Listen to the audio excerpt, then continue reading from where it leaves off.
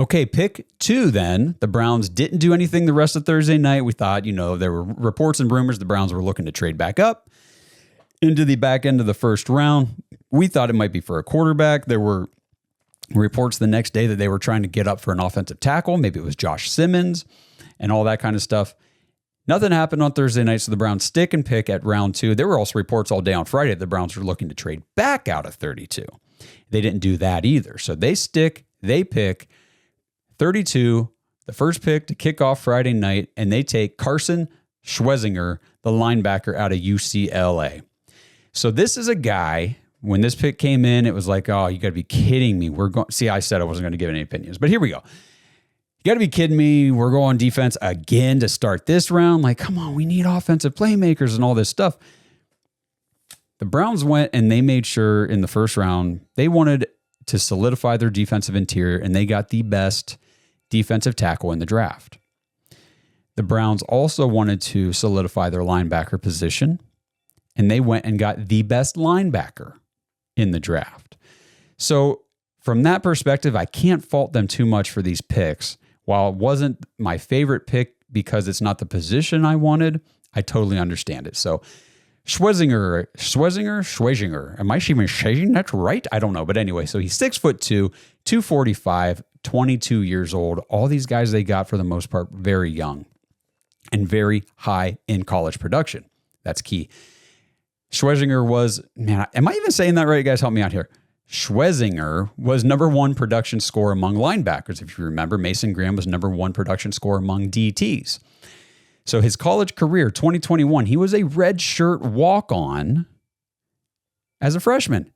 A walk-on. He didn't even get a scholarship.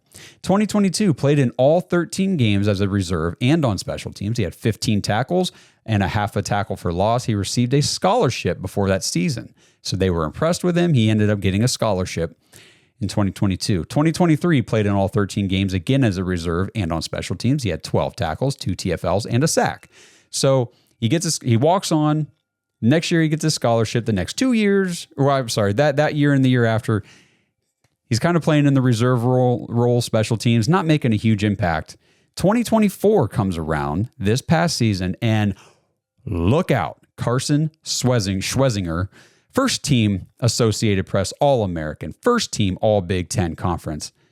Those are the same awards that Mason Graham won. Finalist for the Butkus Award, nation's top linebacker, led the FBS with 90 solo tackles. He ranked 3rd in the entire nation with 136 total tackles.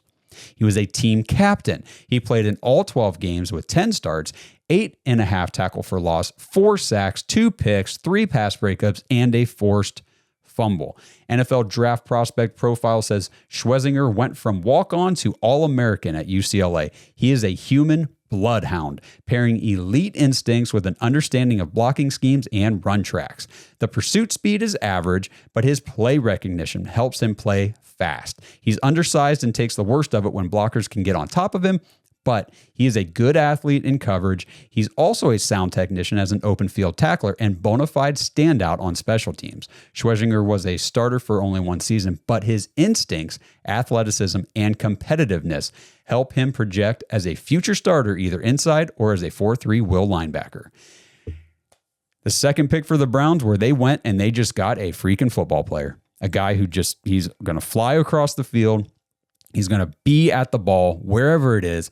Watching some highlights of him over the weekend.